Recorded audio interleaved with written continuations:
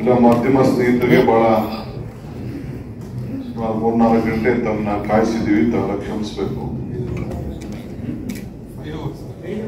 5 hours, I don't know, sorry. Time ಕೊಟ್ಟಿದ್ದಾರೆ ಗೊತ್ತಿಲ್ಲ ನನಗೆ.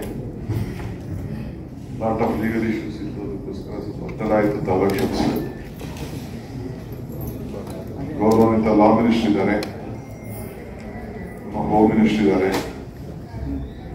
ವುಡ್ಲ್ಯಾಂಡ್ ಸಿವಿಲ್ ಸಪ್ಲೈಸ್ ಮಿನಿಸ್ಟರ್ ಇದ್ದಾರೆ, ಇಂಡಸ್ಟ್ರೀಸ್ ಮಿನಿಸ್ಟರ್ ಇದ್ದಾರೆ, ರೆವಿನ್ಯೂ ಮಿನಿಸ್ಟರ್ ಇದ್ದಾರೆ ಮತ್ತು ಅರ್ಬನ್ ಡೆವಲಪ್ಮೆಂಟ್ ಮಿನಿಸ್ಟರ್ ಎಲ್ಲ ಕೂಡ ಇದ್ದಾರೆ. ಎಲ್ಲ ಮಾಧ್ಯಮ ಸ್ನೇಹಿತರೆಲ್ಲ ತಾವೆಲ್ಲ ಇದ್ದೀರಿ. ನಮ್ಮ HK ಪಾಟೀಲ್ ಲಾ ಮಿನಿಸ್ಟರ್ ಹೇಳಿದಾಗೆ ರಾಜ್ಯದ ಮುಖ್ಯಮಂತ್ರಿಗಳಿಗೆ ಪ್ರಜಾಪ್ರಭುತ್ವದ ವ್ಯವಸ್ಥೆಯಲ್ಲಿ ಬಹಳ ದೊಡ್ಡ ಬಹುಮತದಿಂದ ಆಯ್ಕೆಯಾದಂತಹ ಒಬ್ಬ ಮುಖ್ಯಮಂತ್ರಿಗೆ ಸಂವಿಧಾನದ ಗೊಗ್ಗೋಲೆ ಪ್ರಜಾಪ್ರಭುತ್ವಕ್ಕೆ ಒಂದು ದೊಡ್ಡ ಮಾರಕ ಆಗುವಂತಹ ಒಂದು ಪರಿಸ್ಥಿತಿ ಕರ್ನಾಟಕ ರಾಜ್ಯದಲ್ಲಿ ಕೇಂದ್ರ ಸರ್ಕಾರದಿಂದ ನಡೀತಾ ಇದೆ.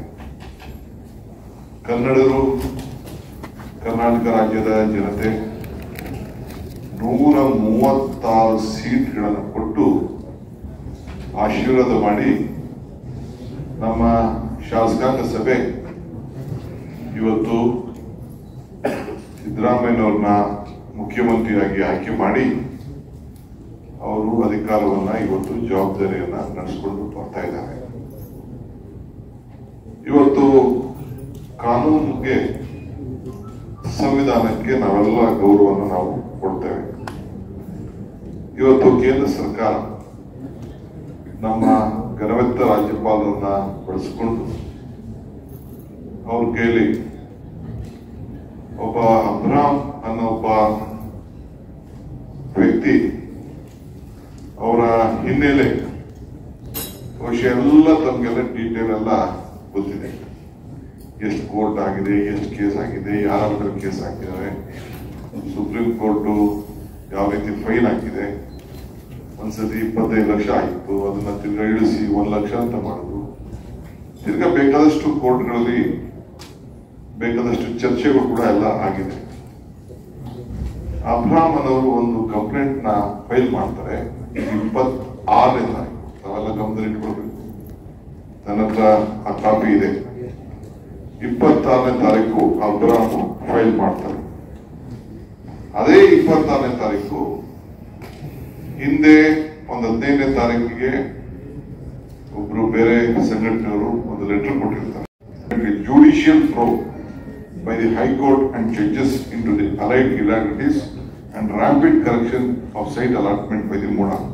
The said memorandum is attached herewith for further necessary action is accordance with the law. Since the matter is very serious, sensitive, it is directed to look into the matter and to submit to the detailed report in this regard at the earliest ಅಂತೇಳಿ governor ಸಾಹೇಬರು ನಮ್ಮ chief ಸೆಕ್ರೆಟರಿಗೆ ಕರ್ಕೊಂಡು ಬರೀತಾರೆ. ಅವರು detail ಆಗಿ ಇದ್ರ ಬಗ್ಗೆ enquiry ಮಾಡಿ ಮುಖ್ಯಮಂತ್ರಿಗಳು ಕೂಡ ಇದ್ರ ಬಗ್ಗೆ ಗಮನಿಸಿ ಇದನ್ನ ನಾನು ಗೌರವದಿಂದ ನಾವು ನೋಡ್ಬೇಕಾಗ್ತದೆ. ಘನವೆತ್ತ ರಾಜ್ಯಪಾಲರು ಇದಕ್ಕೆ ಕೊಟ್ಟಿದ್ದಾರೆ ಅಂತ ಹೇಳಿ ಇಲ್ಲದೇನೆ ಅವರು ಒಂದು ಜುಡಿಷಿಯಲ್ ಎನ್ಕ್ವೈರಿನ ಆರ್ಡರ್ ಮಾಡ್ತಾರೆ. ದೇಸಾಯಿ ಅನ್ನೋರ, ನಮ್ಮ PN ದೇಸಾಯಿ ಅವರ ಮುಖಂಡತ್ವದಲ್ಲಿ ಹೈಕೋರ್ಟ್ ರಿಟೈರ್ಮೆಂಟ್ ಅಲ್ಲಿ ಮಾಡ್ತಾರೆ. ಅದಾದ್ಮೇಲೆ ಅಬ್ರಾಮ್ ಅವರು 26ನೇ ತಾರೀಕು ಕೊಡ್ತಾರೆ. ಅವ್ರು ಕೊಟ್ಟ ದಿನನೇ ಕಂಪ್ಲೇಂಟ್ ಕೊಡ್ತಾರೆ. ಕಂಪ್ಲೇಂಟ್ ಕೊಟ್ಟ ದಿನನೇ ನಮ್ಮ ಚೀಫ್ ಸೆಕ್ರೆಟರಿ ಅವರು ಕೂಡ ಅವತ್ತು ಕಂಪ್ಲೇಂಟ್ ಗವರ್ನರ್ ಬರೀತಾರೆ. I have received A request from TJ Abraham dated 26/7/2004 for sanction of prosecution against you for an offence under section 7, 9, 11, 12, 15 of the Prevention of Corruption Act 1988 and section 59, 61, 62, 201, 227, 228, 229, 230, 39, 314, 316, 319, 332, 322, 335 ಅಂತೇಳಿ 338, 340 of Bharatiya Nyaya Sanhita 2023 and other applicable provisions law in the interest of enforcing property, the life and service of the public servant and upholding the law of the land ಅಂತ ಹೇಳಿ ಕೊಡ್ತಾರೆ. ಅವರು ಅದಾದ್ರೆ the petitioner has further submitted an addendum on the same of the circular of the High Court of Karnataka and an offence order for the Central Vigilance Commission in copies enclosed. The petitioner has submitted allegation against you and your family members with regard to the allotment of site by the Muda and the compensation for the lands owned by your family members in violation of the various sections of the Bharatiya Nyaya Sanhita 2023 and Prevention of Corruption Act 88. Other further or Indian on the pursuit of the request, it is seen that the allegation against you are of serious nature and prima facie case seems to be feasible. It is also noticed that a complaint has already been filed against you in Lokayukta police station in Mysore pertaining on 18/7/2007. Hence, the request of the petitioner needs to be processed as per the provision of the section 117A and 19 of the Prevention of the Corruption Act 88 and section 2018 of the Bharatiya Nagarika Surakshana Sanhita 2023. So ಇದನ್ನು ಮಾಡಿಬಿಟ್ಟು ಕೊನೆಗೆ ಕೆಲವೆಲ್ಲ sessions ಹಾಕ್ಬಿಟ್ಟು ನಿಮ್ಮ ಮೇಲೆ I direct you to submit a reply on the allegations leveled against you within 7 days with the supporting documents as to why permission for the prosecution should not be granted against you ಅಂತ ಹೇಳಿ ಅವರು ಒಂದು show cause notice ಅನ್ನ 26ನೇ ತಾರೀಕಿಗೆ ಕೊಡ್ತಾರೆ. ಇಲ್ಲಿ ನಾವೇನ್ ಹೇಳಲಿಕ್ಕೆ ಬಯಸ್ತಾ ಇದೀವಿ ಅಂತಂದ್ರೆ ಇವತ್ತಿಗೆ ಆ ದಿನ 7 days ದಿನ ಇವತ್ತು ಗೌರವಾನ್ವಿತ ಮುಖ್ಯಮಂತ್ರಿಗಳು ಕ್ಯಾಬಿನೆಟ್ ಮೀಟಿಂಗ್ಗೆ ಬರಬೇಕಾಗಿತ್ತು.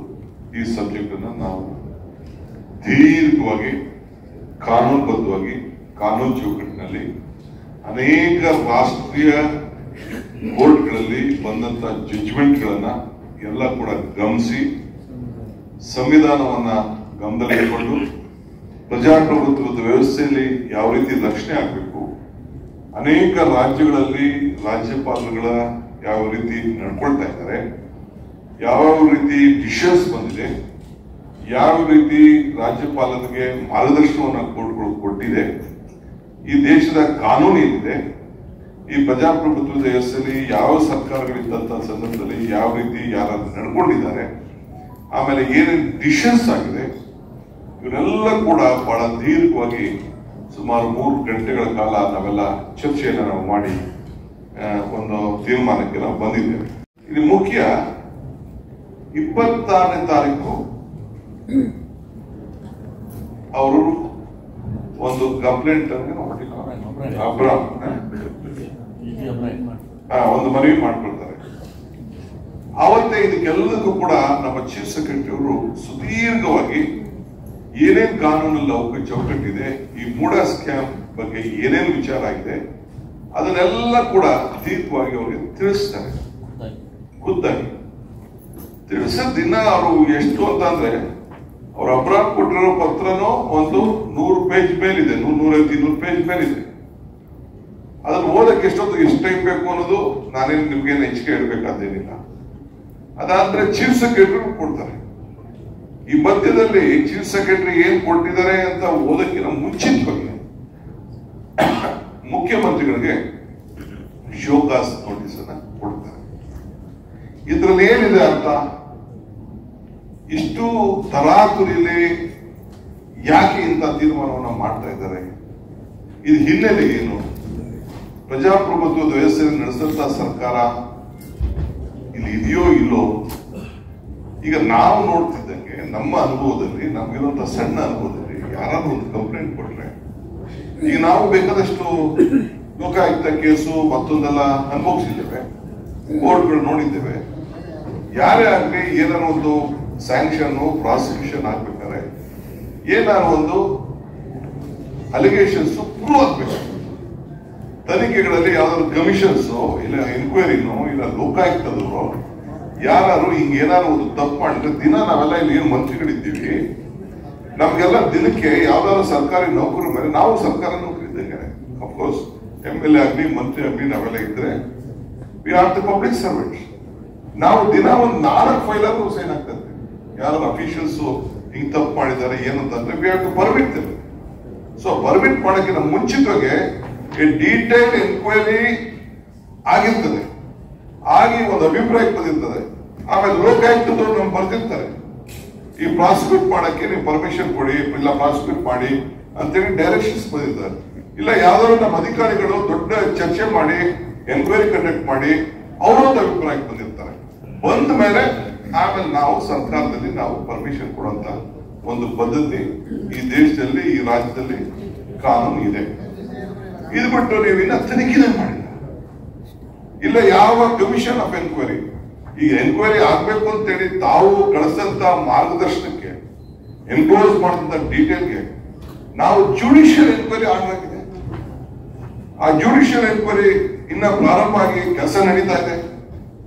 ಅದಕ್ಕಿಂತ ಮುಂಚಿತವಾಗಿ ಒಂದಷ್ಟು ಅಧಿಕಾರಿಗಳ ತಂಡದ ಕೈಲಿ ಮುಖ್ಯಮಂತ್ರಿಗಳು ಕಂಪ್ಲೀಟ್ ಡೀಟೇಲ್ ಎನ್ಕ್ವೈರಿ ಮಾಡ್ತಾ ಇದ್ದಾರೆ.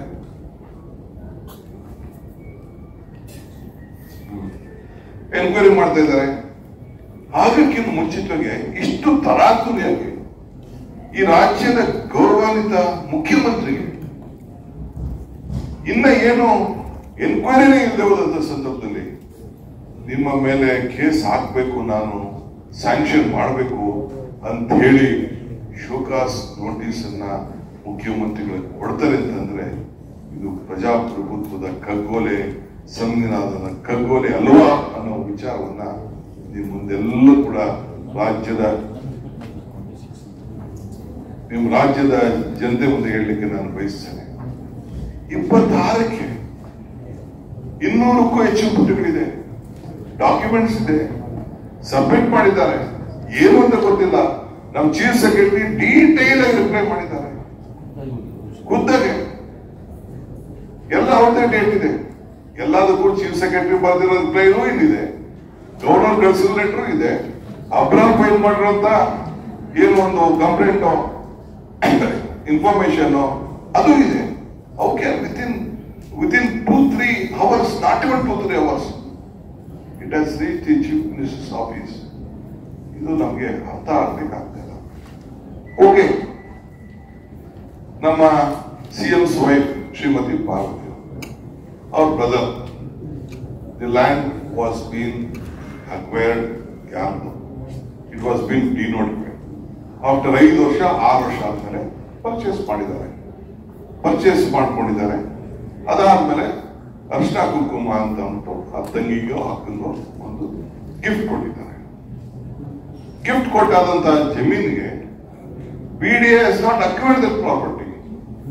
Muda has not acquired the property. Muda has encroached the property. So then she came to know that the property has been encroached by the Muda. Muda encroach ಮಾಡ್ಕೊಂಡಿದೆ ಅಂದ್ಮೇಲೆ ತಿರ್ಗಾ ಹೋಗಿ ಮೂಡ ಕೇಳಿದ್ದಾರೆ, ನೀವು illegal ಆಗಿ ನನ್ನ ಪ್ರಾಪರ್ಟಿ ಎನ್ಕ್ರೋಚ್ ಮಾಡಿದ್ದೀರಿ, ನನಗೆ ಪರಿಹಾರ ಕೊಡಿ ಅಂತ ಹೇಳಿದ್ದಾರೆ. ಅವ್ರ ಕೈಯಲ್ಲಿ ಅಷ್ಟೊತ್ತಿಗೆ ಏನ್ ಮಾಡಿದ್ದಾರೆ, ಸೈಟ್ ಅನ್ನ ಹಂಚ್ಬಿಟ್ಟಿದ್ದಾರೆ, ಬೇರೆಯವ್ರಿಗೆಲ್ಲ ಸೈಟ್ ಹಂಚ್ಬಿಟ್ಟಿದ್ದಾರೆ. ಸೈಟ್ ನ ವಾಪಸ್ಸು ಕ್ಯಾನ್ಸಲ್ ಮಾಡ್ಬೇಕಾದ್ರೆ, ತಿರ್ಗಾ ಮಾಡ್ಬೇಕಾದ್ರೆ ಲಾಟ್ ಆಫ್ ಲೀಗಲ್ ಪ್ರೊಸೀಡಿಂಗ್ಸ್. ಹಂಚಿರೋ ಸೈಟ್ ನ, ರಿಜಿಸ್ಟ್ರೇಷನ್ ಸೈಟ್ ನ ಎಲ್ಲ ಮಾಡಕ್ಕೆ ಬಹಳ ಕಷ್ಟ. ಬೇರೆ ಖಾಲಿ ಇತ್ತು ಅಂತಂದ್ರೆ ಬೇಕಾದ್ರೆ ವಾಪಸ್ ಕೊಡಬಹುದಾಗಿತ್ತು. ಥರ್ಡ್ ಪಾರ್ಟಿ ರೈಟ್ಸ್ ಕ್ರಿಯೇಟ್ ಆಗ್ಬಿಟ್ಟಿದೆ. ಥರ್ಡ್ ಪಾರ್ಟಿ ರೈಟ್ ಕ್ರಿಯೇಟ್ ಆದ್ಮೇಲೆ ಕೋರ್ಟ್ಗೆ ಹೋಗ್ಬೇಕು. There are various judgment in the supreme court and the high court. ಇಂತಹ ಸಂದರ್ಭದಲ್ಲಿ ಅವ್ರಿಗೆ ನೀವು ಏನ್ ಜಾಗ ಕಳ್ಕೊಂಡಿದ್ದಾರೆ ಆ ಜಾಗ ನೀವು ವಾಪಸ್ ಕೊಡಬೇಕು ಅಂತ ಯಾರು ಬೇಕಾದಷ್ಟು ಕಂಪ್ಲೇಂಟ್ ಎಲ್ಲ ಕೊಟ್ಟಿದ್ದಾರೆ. ಏನಾದ್ರು ಒಂದು ಸಣ್ಣ ಪೇಪರ್ ಅಲ್ಲಿ ಈ ರಾಜ್ಯದ ಮುಖ್ಯಮಂತ್ರಿಗಳು ಯಾವ್ದಾದ್ರು ಇನ್ಫ್ಲೂಯೆನ್ಸ್ ಮಾಡಿದ್ದಾರೆ ಅಂತ ಏನಾದ್ರು ಇತ್ತು ಅಂತಂದ್ರೆ yes, you are right, okay, there is nothing. ಆಯ್ತು, ಪಾರ್ವತಿ ಅವರು ಇಂಥ ಜಾಗದಲ್ಲಿ ಸೈಟ್ ಕೊಡೋದು ಏನಾದ್ರು ಕೇಳ್ತಾರೆ. Why did MUDA have an agreement with her? ಬರ್ಕೊಂಡು MOU ಮಾಡ್ಕೊಂಡಿದ್ದಾರೆ. ಅಲಾಟ್ಮೆಂಟ್ ಲೆಟರ್ ಅಲ್ಲಿ ಹೇಳ್ತಾರೆ, ನಿನ್ ನೋಡಮ್ಮ 50-50 ಕೊಡ್ತಾ ಇದ್ದೀನಿ, ನಿನ್ಗೆ ಜಾಸ್ತಿ ಕೊಡಕ್ಕಾಗಲ್ಲ, 50-50 ಕೊಟ್ಟಿದ್ದಾರೆ, ಲೆಟರ್ ಕೊಟ್ಟಿದ್ದಾರೆ. She has agreed. She had signed with a bond paper. She has relinquished the deed in favor of Muda without acquiring a property since they have requested. ಎಲ್ಲರೂ ಕೂಡ ಪಾಪ ತಪ್ಪಾಗೋಯ್ತು ಅಂತ ಎಲ್ಲ ಬಿಜೆಪಿ ಲೀಡರ್ಗಳನ್ನೇ, ಯಾರು ಬಿಜೆಪಿ ಅಧ್ಯಕ್ಷರಿದ್ದಾರೋ, ಯಾರು ಬಿಜೆಪಿ ಮಂತ್ರಿ ಇದ್ರು ಇವರೇ ಸೈನ್ ಹಾಕ್ಬಿಟ್ಟು ಮಾಡಿದ್ದಾರೆ. ಅಂತ ಸಂದರ್ಭದಲ್ಲಿ ಇವತ್ತು ಇದನ್ನ ದೊಡ್ಡ ಅಪರಾಧ ಮಾಡ್ಬಿಟ್ಟು ಏನೋ ಹೊಡೆದ್ಬಿಟ್ಟಿದ್ದಾರೆ ಅಂತ ಹೇಳಿದ್ರೆ ಯಾರು ಹೋಗ್ತಾ ಇದ್ದಾರೆ? ಸೊ ಇವತ್ತು ನಾವು ನಮ್ಮ ಗೌರವಾನ್ವಿತ ರಾಜ್ಯಪಾಲರು ಏನು ನಮಗೆ ಒಂದು ಶೋಕಾಸ್ ನೋಟಿಸ್ ಅನ್ನ ಮುಖ್ಯಮಂತ್ರಿ ಕೊಟ್ಟಿದ್ದಾರೆ, ಇದ್ರ ಬಗ್ಗೆ ನಾವು ವ್ಯಾಪಕವಾಗಿ ಚರ್ಚೆ ಮಾಡಿದ್ದೇವೆ. ಸೊ ಒಂದೇ ಒಂದು ಮತ್ತೆ ಹೇಳ್ತೀನಿ, 26ನೇ ತಾರೀಕು ಅಬ್ರಾಮ್ ಲೆಟರ್ ಬರ್ತದೆ. ಚೀಫ್ ಸೆಕ್ರೆಟರಿ ಅವರು ರಿಪೋರ್ಟ್ ಮಾಡ್ತಾರೆ. ತಿರ್ಗಾ ಅದೇ within few minutes show cause notice ಬರ್ತದೆ. ಇದು ಪ್ರಜಾಪ್ರಭುತ್ವ ಸರಿ ಇಲ್ಲ. ಸೊ ಅದಕ್ಕೆ ನಾವು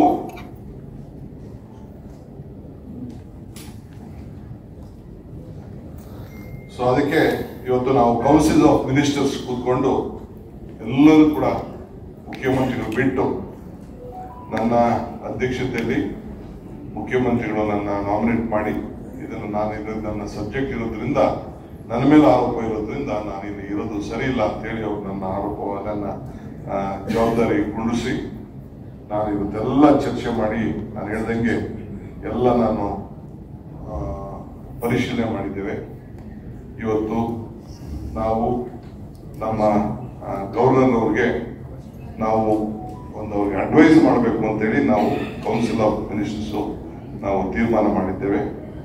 ಒಂದು ನಾನು ಹೇಳ್ತೇನೆ, therefore the council of ministers for all the aforesaid facts and reason strongly advise the honorable governor to withdraw the notice dated 26/7/2004 issued by the honorable governor to the honorable chief minister based on the petition and addendum dated 26/7/2004 from by one Shri D.J. Abram, and to proceed forward to reject the said application for sanction by denying the previous approval and sanction as requested by the petitioner Abram.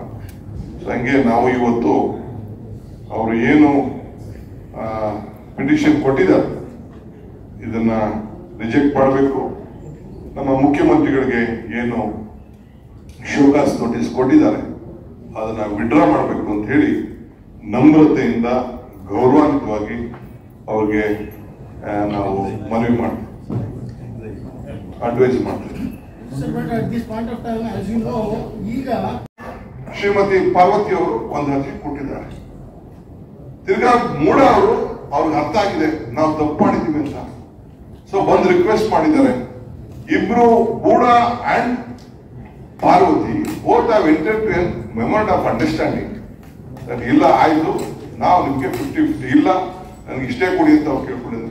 ಇಲ್ಲ ಕೊಡಕ್ಕಾಗಲ್ಲ ತಾಯಿ, ದಯವಿಟ್ಟು 50-50 ಸ್ವೀಕಾರ ಮಾಡಿ ಅಂತ ಹೇಳಿ ಮೂಡಾರ್ ಅವರ request ಮೇಲೆ she has relinquished the property to ಮೂಡಾರ್. ಅದಾದ್ಮೇಲೆ ಕೊನೆಗೆ ಅವರು ಒಂದು ತೀರ್ಮಾನ ಮಾಡ್ಕೊಂಡಿದ್ದಾರೆ ಮೂಡಾರು. All party leaders are there. It is in a BJP government. Siddaramaiah was not in power at that point of time. ಇಲ್ಲ ಅರ್ಜಿ ಕೊಟ್ಟಾಗಲಿ, ಇಲ್ಲ ಯಾವ್ದಾದ್ರು ಮಂಜೂರಾತಿ ಆ ಸಂದರ್ಭದಲ್ಲಿ ಅಧಿಕಾರದಲ್ಲಿ ಇದ್ದಾಗ ಆಗಿಲ್ಲ. ಬಿಜೆಪಿ ಗೌರ್ಮೆಂಟ್ ಇದ್ದಂತ ಸಂದರ್ಭದಲ್ಲಿ ಎಲ್ಲಾ ಪಾರ್ಟಿ ನಿಂತ್ಕೊಂಡು ಯಾರೋ ಇಬ್ರು ನಮ್ಮ ಪಾರ್ಟಿ ಮೆಂಬರ್ಸ್, ಮಿಕ್ಕಿದ್ದವರೆಲ್ಲ ಅಪೋಸಿಷನ್ ಪಾರ್ಟಿ ಮೆಂಬರ್ಸ್ ಇದ್ದಾರೆ. ಜಿ.ಟಿ. ದೇವೇಗೌಡರು ಇದ್ದಾರೆ, ರಾಮದಾಸ್ ಇದ್ದಾರೆ, ಬಿಜೆಪಿ ಗೌರ್ಮೆಂಟ್ ಇದ್ದಾರೆ, ಬಿಜೆಪಿ ಮೂಡಾ ಚೇರ್ಮನ್ ಇದ್ದಾರೆ, ಅವರೆಲ್ಲ ಇದ್ದಾರೆ. ಅವರೆಲ್ಲ ಇದ್ದಂತ ಸಂದರ್ಭದಲ್ಲಿ ತೀರ್ಮಾನ ಆಗಿದೆ, ಅನ್ಯಾಯ ಆಗಿದೆ, ಈ ಹೆಣ್ಮಗಳಿಗೆ ಅನ್ಯಾಯ ಆಗಿದೆ, ಅವ್ರು ಕೊಡಬೇಕು, ನಾವು ಕೊಡಕ್ಕಾಗಲ್ಲ. ಈ ದೇಶದಲ್ಲಿ ಕಾನೂನಿದೆ, ಸುಪ್ರೀಂ ಕೋರ್ಟ್ ಜಡ್ಜ್ಮೆಂಟ್ ಇದೆ. ನಾನಿಲ್ಲ ಸುಪ್ರೀಂ ಕೋರ್ಟ್ ಜಡ್ಜ್ಮೆಂಟ್ ನಾನು ಓದ್ತೀನಿ. ಸುಪ್ರೀಂ ಕೋರ್ಟ್ ಜಡ್ಜ್ಮೆಂಟ್ ನೀವು 60-40 ಕೊಡಕ್ಕಾಗಲ್ಲ. ಅವ್ರು ಯಾರೋ ಮೈಸೂರಲ್ಲೇ ಒಂದು ಅರ್ಜಿ ಹಾಕೊಂಡಿದ್ದಾರೆ, ನನಗೆ 60-40 ಬೇಡ ಅಂತ. ಸುಪ್ರೀಂ ಕೋರ್ಟೇ ಒಂದು ಡೈರೆಕ್ಷನ್ ಇಶ್ಯೂ ಮಾಡ್ತಾರೆ ಮೂಡಾಗೆ. ಏನಂತಂದ್ರೆ this respondent may be given 50% of the developed area against 40%. ಅಂದ್ರೆ 40% ಕೊಡಬೇಕು ಅಂದ ತಕ್ಷಣ ಅವನು ಕೇಸ್ ಕೊಟ್ಟ ತಕ್ಷಣ ಇಲ್ಲ ಅವ್ರಿಗೆ 50% ಅಂತ ಅಂದ್ಬಿಟ್ಟು ಸುಪ್ರೀಂ ಕೋರ್ಟ್ ಜಡ್ಜ್ಮೆಂಟ್ ಇಲ್ಲಿದೆ. ಇಂಥದ್ದು ಬೇಕಾದಷ್ಟು ಜಡ್ಜ್ಮೆಂಟ್ ಇದೆ. ಮತ್ತೆ ಅರ್ಬನ್ ಡೆವಲಪ್ಮೆಂಟ್ ಅವರು ಕಾನೂನು ಮಾಡ್ಕೊಂಡಿದ್ದಾರೆ.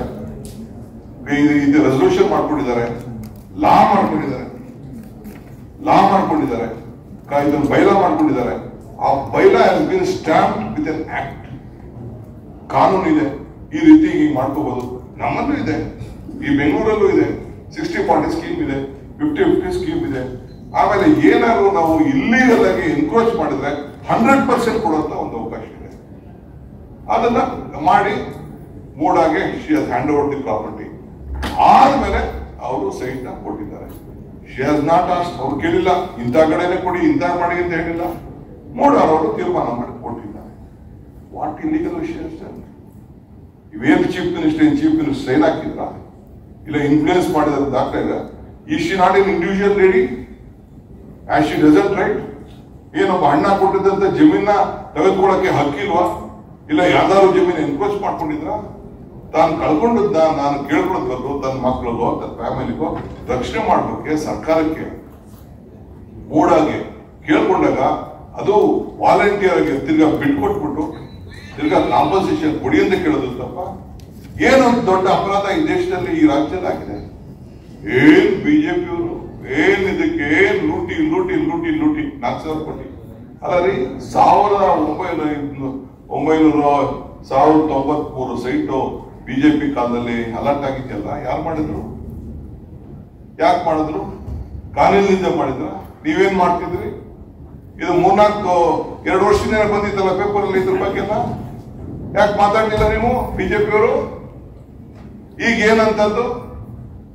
ಏನು ಇಲ್ಲಿಗಲ್ ಆಗಿ ಏನಾದ್ರು ಮುಖ್ಯಮಂತ್ರಿ ಯಾವ್ದಾದ್ರು ಇನ್ವಾಲ್ವ್ಮೆಂಟ್ ಆಗಿ ಅವ್ರ ಸ್ವಂತಕ್ಕೆ ಏನಾದ್ರು ಆಗಿತ್ತು ಅಂತಂದ್ರೆ ಈ ರಾಜ್ಯದಲ್ಲಿ ಎಷ್ಟು ಇಂತಹ ಘಟನೆಗಳು ನಡೆದಿದೆ? ಏನಾದ್ರು ಅಕ್ವಿಷನ್ ಮಾಡ್ಕೊಂಡಿದ್ದಾರೆ. ಇಫ್ ದಿ ಬಿಡಿ ಹ್ಯಾಸ್ ಇದು ಮೂಡ ಹ್ಯಾಸ್ ಅಕ್ವೈರ್ಡ್ ಇಟ್, ಅದು ಬೇರೆ ವಿಚಾರ. ಎನ್ಕ್ರೋಚ್ ಮಾಡಿದ್ದಾರೆ, ಅವರೇ ಹೋಗಿ ಸೈಟ್ ಫಾರ್ಮೇಶನ್ ಮಾಡಿದ್ದಾರೆ. ಆ ಸೈಟ್ ಅನ್ನ ವಾಪಸ್ ಕೊಡಿ ಅಂತ ಕೇಳಿದ್ದಾರೆ. 3 ಎಕರೆ ಚೀಲ ಕೊಟ್ಟು ಅದನ್ನು ಕೊಟ್ಬಿಡ್ಬೋದಾಯ್ತು. ಅವ್ರ ಕೈಲಿ ಯಾಕೆ ಕೊಡಕ್ಕಾಗಲಿಲ್ಲ ಅಂದ್ರೆ by the time they had allotted the site to someone, third party right create ಆಗಿತ್ತು, ರಿಜಿಸ್ಟ್ರೇಷನ್ ಆಗೋಗಿತ್ತು. ಆ ದೃಷ್ಟಿಯಿಂದ ಮಾಡಿದೆ. ಮಿಕ್ಕಿದ್ದು ಬೇರೆ ಹಿನ್ನೆಲೆ ಎಲ್ಲ ನಾನೇನು ಹೇಳಬೇಕಾದ ಅವಶ್ಯಕತೆ ಇಲ್ಲ. That is A different question. ಈಗಾಗಲೇ ಚೀಫ್ ಮಿನಿಸ್ಟರ್ ಅವರು ರಿಪ್ಲೈ ಮಾಡೋ ಸಂದರ್ಭದಲ್ಲಿ ನಾನು ಗಮನಿಸಿದ್ದೇನೆ. ಅದಕ್ಕೆ ಬೇಕಾದಷ್ಟು ಅವರು ವಿಚಾರವನ್ನು ತಿಳಿಸಿದ್ದಾರೆ.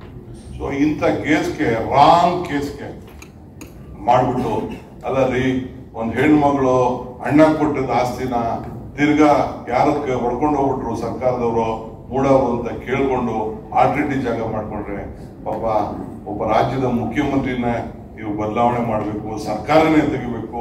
ಈ ದೇಶದ 136 ಸೀಟ್ ಕೊಟ್ಟಂತ ಜನತೆಗೆ, ಕನ್ನಡ ನಾಡಿನ ಜನತೆಗೆ ಆಶೀರ್ವಾದ ಮಾಡಿದಂತ ಈ ಒಂದು ಸರ್ಕಾರನ ತೆಗಿಬೇಕು ಅಂತ ಹೊರಟಿದ್ದೀರಲ್ಲ, ದಿಸ್ ಇಸ್ ನಾಟ್ ಪಾಸಿಬಲ್.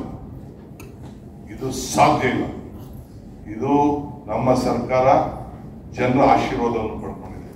ಅದಕ್ಕೆ ಇವತ್ತು ಕೂತ್ಕೊಂಡು ನಾವು ವ್ಯಾಪಕವಾಗಿ ನಾವು ಚರ್ಚೆ ಮಾಡಿದ್ದೇವೆ. ಇಲ್ಲಿ ಬೇಕಾದಷ್ಟು ನಿಮ್ಗೆ ಒಂದು ಡೀಟೇಲ್ ಇದನ್ನು ಕೂಡ ನಾವು ತಿಳಿಸ್ತೇವೆ. ನಾನೇನು ಅಬ್ರಾಮ್ ಬಗ್ಗೆ ನನ್ನ ಮೇಲೂ ಕೇಸು, ಯಡಿಯೂರಪ್ಪ ಮೇಲೆ ಕೇಸು, ಬೇರೆ ಬೇರೆ ಪಾರ್ಟಿ ಲೀಡರ್ಸ್ ಮೇಲೆ ಕೇಸು, ಎಲ್ಲರ ಮೇಲೆ ಕೇಸ್ ಆಗಿದೆ. ಎಷ್ಟು ಜಡ್ಜ್ಮೆಂಟ್ಗಳು ಬಂದಿದೆ ಅವರ ವಿರುದ್ಧವಾಗಿ. ಸರ್, ನೀವು ಏನೇ ಡಿಸಿಷನ್ ತಗೊಂಡ್ರು ಈಗ ಫೈಲ್ ಮಾಡಿರುವಂತ ಡಿ.ಜೆ. ಅಬ್ರಾಮ್ ಅವರ ಚಾರಿತ್ರ್ಯ ಏನೇ ಆಗಿರ್ಬೋದು ಸರ್, ಬಟ್ ಈ ಕೇಸಲ್ಲಿ ಫೈಲ್ ಮಾಡಿದ್ಮೇಲೆ ಇದು ಮಾರ್ಕ್ ಪ್ರಾಕ್ಟೀಸ್ ರೀತಿಯಲ್ಲಿ ನಡೆದಿದೆ.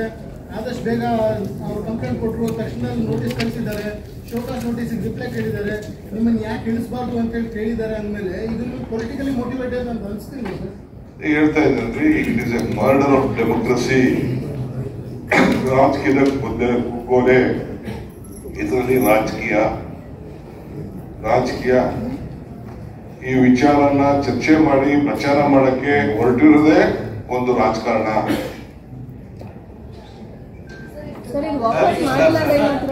ಇವತ್ತು ತಗೊಂಡ ಈ ನಿರ್ಧಾರ ಸರ್, ಇವತ್ತಿನ ಈ ಕ್ಯಾಬಿನೆಟ್ ನಿರ್ಧಾರ ವ್ಯತಿರಿಕ್ತವಾಗಿ ಏನಾದರೂ ರಿಯಾಕ್ಟ್ ಮಾಡಿದ್ರೆ ನಿಮ್ಮ ಹೋರಾಟ ಹೇಗಿರುತ್ತೆ? ಇಲ್ಲ, ನನಗೆ ನಂಬಿಕೆ ಇದೆ. ರಾಜ್ಯಪಾಲರು ವಿಲ್ ಬಿ ವೆರಿ ಸೆನ್ಸಿಬಲ್. ಯಾಕೆಂದ್ರೆ ನಾವು ಅವ್ರಿಗೆ ಡೀಟೇಲ್ ಆಗಿ ಕೊಟ್ಟಿದ್ದೀವಿ. ಅವ್ರಿಗೆ ನಮ್ಮ ವಿಚಾರ ಇದೆಯಲ್ಲ, ನಾವು ಕಾನೂನು ಚೌಕಟ್ಟಿನಲ್ಲೇ ನಾವು ಕೊಟ್ಟಿದ್ದೇವೆ. ರಾಜ್ಯಪಾಲ ಅಷ್ಟು ಆತುರ ಆ ರೀತಿ ತೀರ್ಮಾನ ಅಂತ ಹೇಳ್ಕೊಳಕ್ ಆಗುದಿಲ್ಲ. ಯಾಕೆಂದ್ರೆ ಬೇಕಾದಷ್ಟು ಜಡ್ಜ್ಮೆಂಟ್ಸ್ ಎಲ್ಲ ಇದೆ, ಬೇರೆ ಬೇರೆ ರಾಜ್ಯದಲ್ಲಿ ಜಡ್ಜ್ಮೆಂಟ್ ಡಾಕ್ಯುಮೆಂಟ್ಸ್ ಇದೆ, ಪರಿಸ್ಥಿತಿ ಇದೆ. ಸೊ ಅದಕ್ಕೆ ಅವರು ಬಹಳ ಗಂಭೀರವಾಗಿ ಆಲೋಚನೆ ಮಾಡಿದ್ರೆ ಕಾನೂನು ಇಲ್ಲಿ ಅಡಗಿದೆ, ಸಂವಿಧಾನ ಅಡಗಿದೆ, ಈ ಪ್ರಜಾಪ್ರಭುತ್ವದ ವ್ಯವಸ್ಥೆ ಅಡಗಿದೆ. ಆಗಿರೋದ್ರಿಂದ ಇವತ್ತು ಅವರು ಬಹಳ ಲೆಕ್ಕಾಚಾರವಾಗಿ ಅವರು ಹೆಜ್ಜೆ ಇಡಬೇಕಾಗ್ತದೆ. ಆದ್ರಿಂದ ನಮ್ಗೆ ವಿಶ್ವಾಸ ಇದೆ ಆ ರಾಜ್ಯಪಾಲರದ ಘನತೆ ಹಾಳಾಗುವುದಿಲ್ಲ.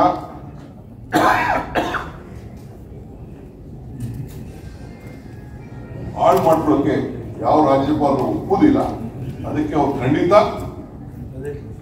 ಏನೇ ಪ್ರೆಷರ್ ಇರಲಿ, ಯಾವುದೇ ರಾಜಕಾರಣ ಇರಲಿ, ಅದು ಒಂದು ಸಂವಿಧಾನದ ಒಂದು ದೊಡ್ಡ ಜವಾಬ್ದಾರಿ ಸ್ಥಾನ. ಅವ್ರು ಖಂಡಿತ ಇಂಥ ಅಪ್ಲಿಕೇಶನ್, ಯಾಕೆಂದ್ರೆ ಆಲ್ರೆಡಿ ನಮ್ಮ ಚೀಫ್ ಸೆಕ್ರೆಟರಿ ಅವರು ಡೀಟೇಲ್ ಆಗಿ ಕೊಟ್ಟಿದ್ದಾರೆ. ಆಮೇಲೆ ಚೀಫ್ ಮಿನಿಸ್ಟರ್ ಕೂಡ ಡೀಟೇಲ್ ಆಗಿ ಅವ್ರಿಗೆ ರಿಪ್ಲೈ ಮಾಡ್ತಾರೆ. ಅದರಿಂದ definitely you will reject and you will withdraw the notice. Sir, sanction of prosecution. There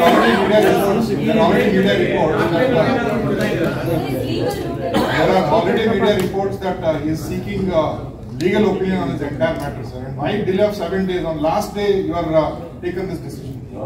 When we have opportunity, we have to take it. We have to look into all the legal aspects. That is why we are also requesting, advising the governor also to look it legally. It is very much important. There is a law of this country.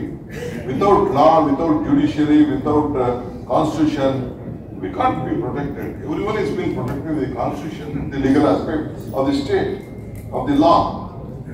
There is civil law involved. There is civil law involved. There is nothing.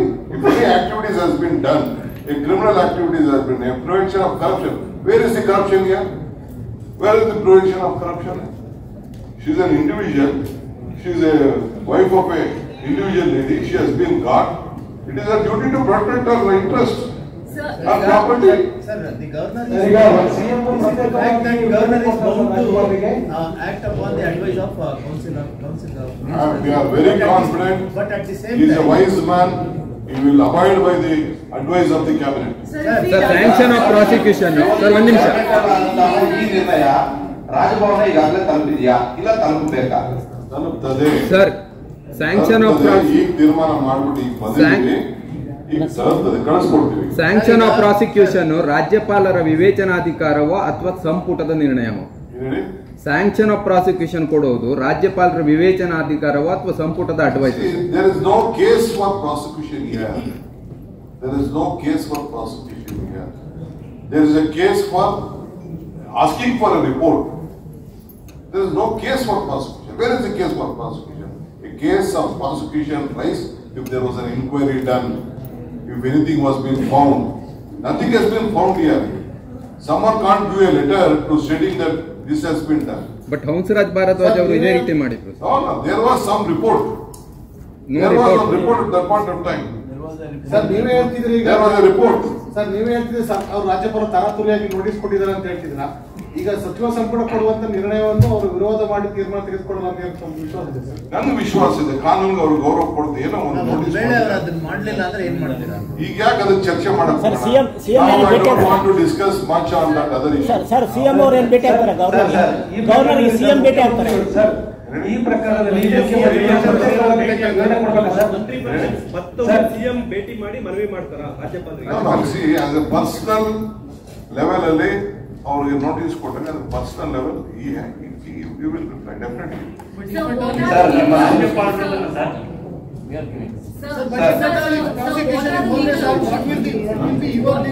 What are the legal options before the government if the prosecution is? No, I am telling you, see, there is a law. Within the frame of law, there are so many judgments. We have discussed on the judgments, and we will inform you, and we will issue you also whatever is there.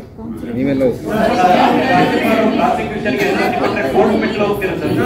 ಈ ನಿರ್ಣಯ ಜೊತೆಗೆ ನಾವು ದಾಖಲೆಗಳನ್ನ ಮತ್ತೆ ಕೊಡುವಲ್ಲಿ ಬರಕೊಂಡಿದ್ದೀರಾ sir?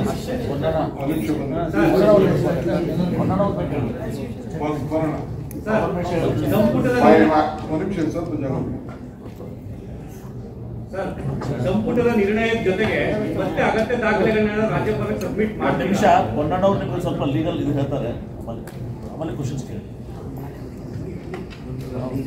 ಡಿಸಿಎಂಗೆ ನೇರವಾಗಿ ಒಂದು question sir. ಒಂದು ನಿಮಿಷ ಅಲ್ಲಲ್ಲ ಸರ್ ಪ್ಲೀಸ್ ಕ್ಯಾಬಿನೆಟ್ ಅಲ್ಲಿ ಈಗ ನೀವು ರಾಜ್ಯಪಾಲರು ಸಂವಿಧಾನದತ್ತವಾಗಿ ಸಿಕ್ಕಿರುವಂತಹ ಅವಕಾಶಗಳನ್ನ ದುರುಪಯೋಗ ಮಾಡ್ಕೊಳ್ತಿದ್ದಾರೆ ಅನ್ನುವಂತ ಒಂದು ನಿರ್ಧಾರಕ್ಕೆ ಬಂದಂತೆ ಕಾಣಿಸುತ್ತೆ.